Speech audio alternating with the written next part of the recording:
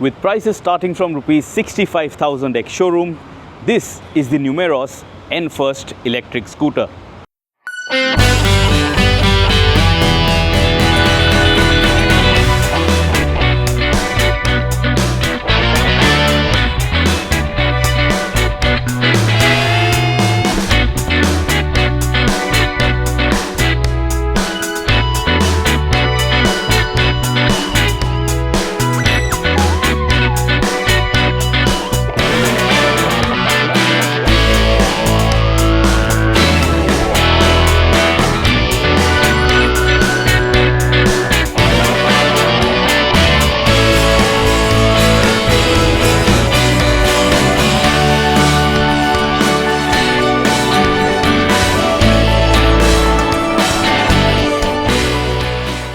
Now Numeros, the brand, they claim that this scooter, this EV, has been designed and developed specially for women. But we are going to keep the gender aside and we will evaluate how good is this product here for the Indian market. This is going to be a very quick first ride review from Bangalore of this N-First electric scooter. So now is a good time to subscribe to the Shifting Gears channel and press that bell icon if you haven't till now, so that you get a notification every time we upload a video, so that you can make an informed buying decision. Now looks are subjective. They say that this has been designed and developed for women. Will they like it? Will they dislike it? That is up to individual preferences. Now the design language is a very moped-like design language if you look at the front profile especially. But then if you look at the rear end of the scooter, of this EV, you will find that this is more utilitarian to look at. It is not at all fancy and it reflects in the price tag. It is supposed to do what it is supposed to do and only focus on that, and not promise to look very cool, to look out of the box. And that is where this Numeros N-First can actually attract a lot of buyers, because simplicity is underrated, and this is a simple scooter which is promising you all the basics. So let us get deep into the details and first start with the design language. So starting from the front end, have a look at this. You have two color options only. This is the red colored Numeros N-First, and you also have a white paint option. At the front, it is a very slim scooter, not too wide. You have this small fairing over here which is covering the speedometer cluster behind it. So nicely done, and to break the monotony you have some decals and you have plenty of crease lines over here, so it looks stylish. The number plate mount is also pretty solid and sturdy, so you have it over here, and this is where your number plate is going to be housed, very easily visible, and a very solid mount over there. Then here you have a circular LED headlamp, and have a look at this. Full LED lighting, by the way. So as you can notice, the hazard lamps which are flashing, the turn indicators are also of the LED type. And then lower down below the headlamp unit, you will notice you have these vents. Now these are not really going to help too much into aerodynamic efficiency, because this is not really a very fast electric scooter. Then lower down you will notice you get 16-inch wheels. Now this is very unique for the Numeros N-First, and there is no disc brake, you have a drum brake only. Tubeless tires, by the way, Euro grip tires which you are getting, and this is a 80-80-16 tire profile. Alloy wheels are finished in silver. You get a telescopic front fork, and you have reflectors for lateral visibility, especially when you have parked the scooter at night or if you're riding at night. So that is going to be an added bit of safety feature. It looks very simple from the front end, but it is distinct. It is very different to look at compared to modern EVs which try really hard to look very, very radical.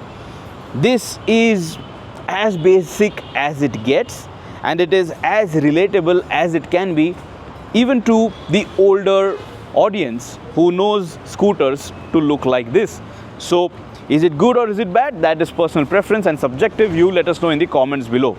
Now move to the side profile of this scooter.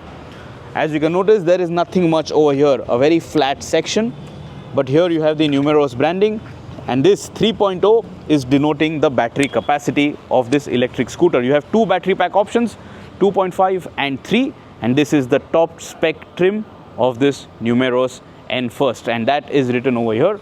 This is the iMax Plus variant, the 5th variant. So you actually have two variants for the commercial segment, for the B2B market. This is the B2C market product. So you have 3 variants for consumers, 2 for commercial applications. So a total of 5 variants. And this variant, by the way, it has a price tag of 99,999 ex showroom. But there is a special price tag which is right now at 85,000, I guess. And all the prices for all the variants are listed on their website. Now have a look at the side profile. Like I said, nothing much over here, no additional unnecessary bulk over here. Then you have a nice flat floorboard section. You have your Numeros logo over here. Looks quite nice, a very stylish treatment for this particular panel. And then up top you have this panel with some decals and the N First branding and the variant branding. That is it in terms of body panels, even on the side profile. So very utilitarian, very minimalistic, and some people might like it. Then lower down towards the rear end, you will notice you have a regular swing arm. You have your splash guard over the rear wheel, conventional suspension over here, and then as you can notice, there is no disc brake. You only have drum brakes over here at the back as well. Behind, you will notice you get an LED tail lamp unit. This is how it looks like when illuminated. As you can notice, LED turn indicators, very solidly built. They are actually not moving even if I tap onto them. So you know why this is good? If you're going to buy this for commercial application, if you're loading up this vehicle, these turn indicators will not break very easily, and that is a good thing. Then you have your standard, fender over here to prevent mud splash. On the left hand side, you will notice you have a large sari guard. And this, by the way, is a chain drive vehicle, not a belt drive. So you can notice the chain over there, and the motor is positioned over here. It is not a hub mounted motor. So a very well put together scooter, by the way. Let me tell you, I was riding this for almost 40 kilometers today in our test ride review, and nothing was rattling, nothing was making any kind of noise. That gave me a lot of confidence. I have ridden a lot of EVs and some expensive electric motorcycles as well, and you can feel that the battery is moving. It is making some kind of a sound. There is some movement, some give over there in those panels. Nothing like that on this Numeros N First, and that shows that there is fine attention to detail when this EV was manufactured, and that ensures reliability maybe, but time will tell after this scooter, this EV is picked up by consumers. Now have a look at this section. Really long seats, large seats. This is your pillion seat, a split seat setup. This is your rider seat. You have some contrast stitching over here. Nice texture for grip, so it will prevent slipping while on the go. But the seat compound, I think, is on the firmer side. So throughout my ride, I thought that the seat cushion could have been better in terms of being more comfortable. It is supportive for long hours, but it is too stiff for short stints, and you feel like you want to get off the seat for a while to get some comfort. So that is something, that is a fine detail which I want to share with you. Behind here, you will notice on this grab rail section, you also have this helmet lock, and this is a standard piece of kit on this variant, and very nicely integrated, isn't it? A lot of people don't like to carry their helmets with them, and here you can lock your helmet very nicely and securely, and a very nice neat integration which the brand is offering you. Very thoughtful, and I really like it. Now let us speak about storage. Below the pillion seat, you have this storage bin, fully covered, so maybe you can keep your documents, maybe your smartphone if you want to keep it over here sometimes. But you also have a drain hole, so if at all water accumulates over here, it is going to pass through, not stay over here. A very nice storage bin, very neat storage bin. Below the rider seat, you have your battery, and then this is your charger. Let me show you the charger, how it looks like. So this is the charging socket, and this is your connector pin. I'm not going to take everything out because then it's going to get difficult to place it back in. So a very nice, neat, well organized, area over here below the rider seat, and everything is very nicely placed. And like I said, nothing is moving. This battery is not moving at all. Very well secured in this storage area. Then to carry some bags, you will notice you have a hook over here, a luggage hook. So your backpack, your carry bags, your grocery bags, you can hook it up over here.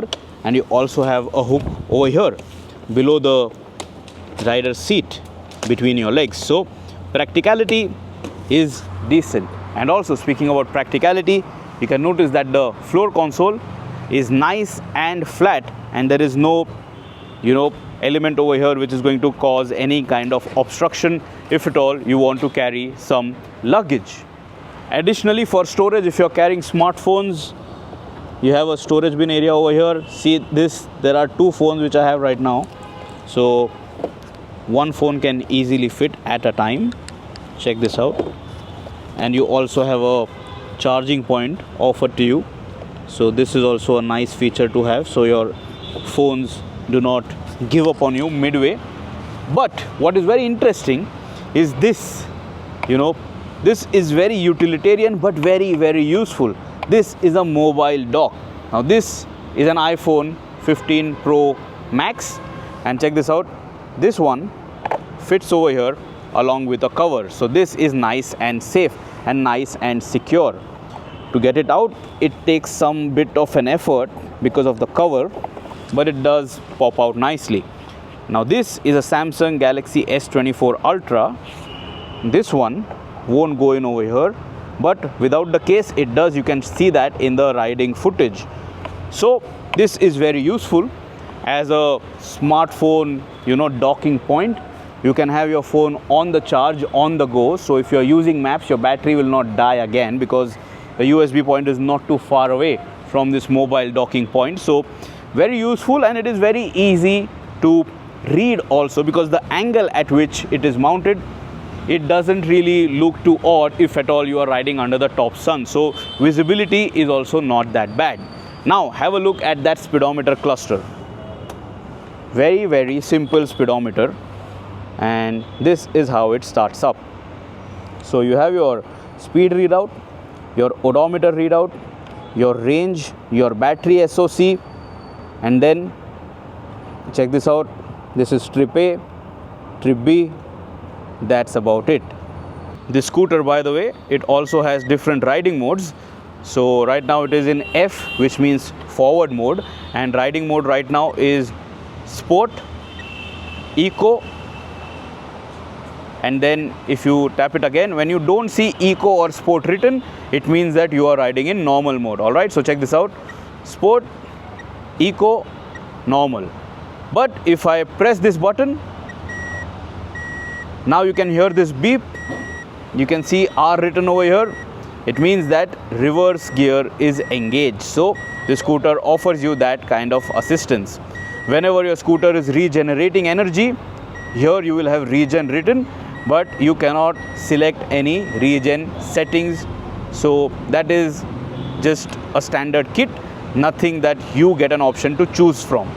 Then have a look at the switch cubes. Over here you will notice these buttons.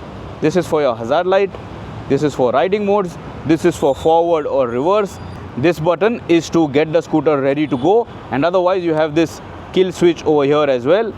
And then on the left hand side you will notice you have all the standard controls: turn indicator, horn switch, headlight, and a pass switch which is given to you here. You also have a brake lock which is over here, a very utilitarian lever, but it is functional, so it is useful.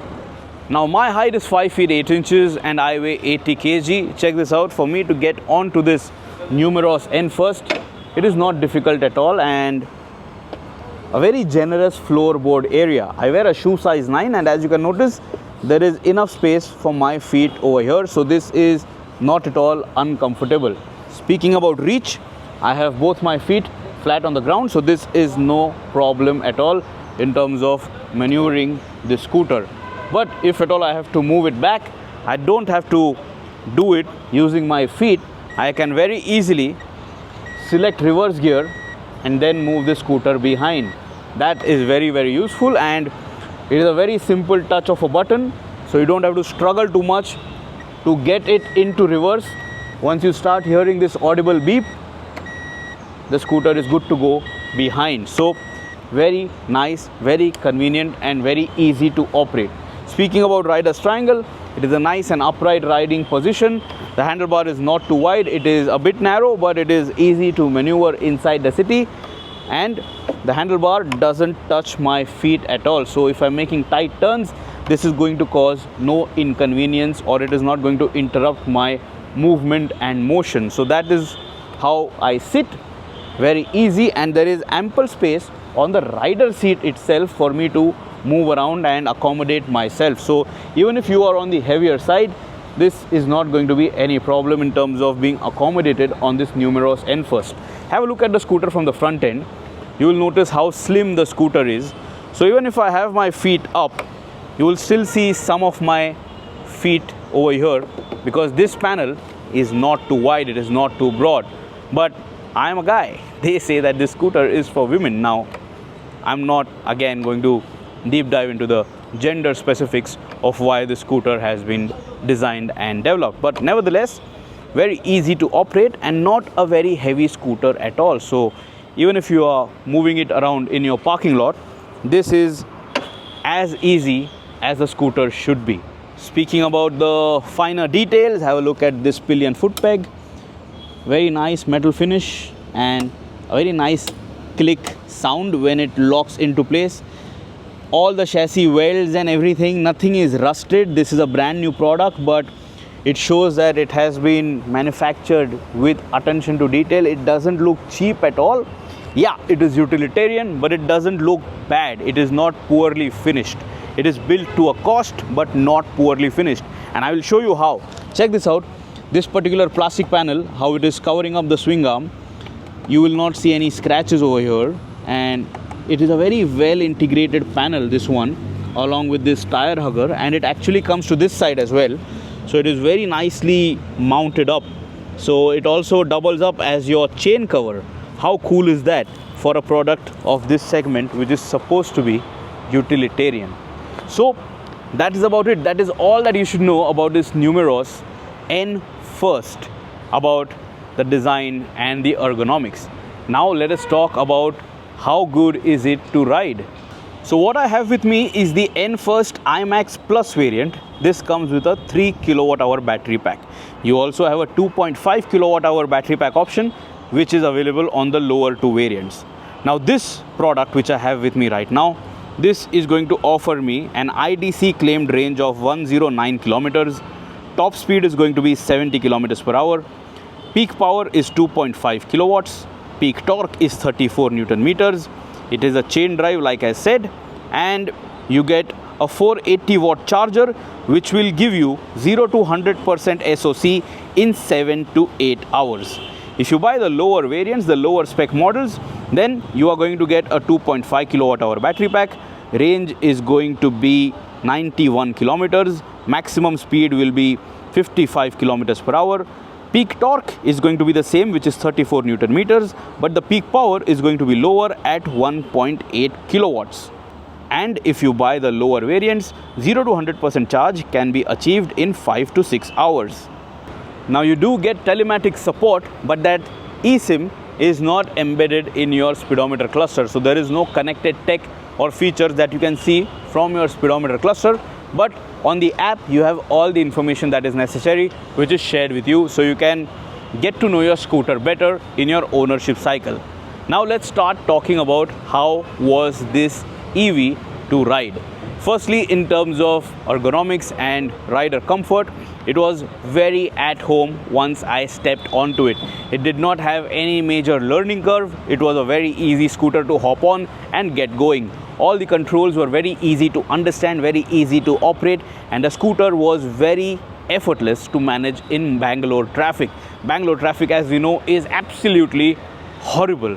But this EV made life easy because of how slim it is, so you can filter through traffic very effortlessly. So in that department, in terms of getting to know the scooter, in terms of ergonomics and just how easy it is to use, it scores top marks, because anybody in your family can just get on, hop on, start riding easily. It is also a very light scooter to manage, so even when you are at a standstill, say for example at a signal, if you want to move it around a bit, it doesn't take too much of an effort. The next point is the performance. Now this is not a very high performing electric two-wheeler. This is not a very fast-paced EV which you will enjoy and it will offer you thrilling performance. That is not why this is built. This is built to a cause, this is built for a purpose, and the purpose is for effortless commuting inside the city and maybe also for some commercial application.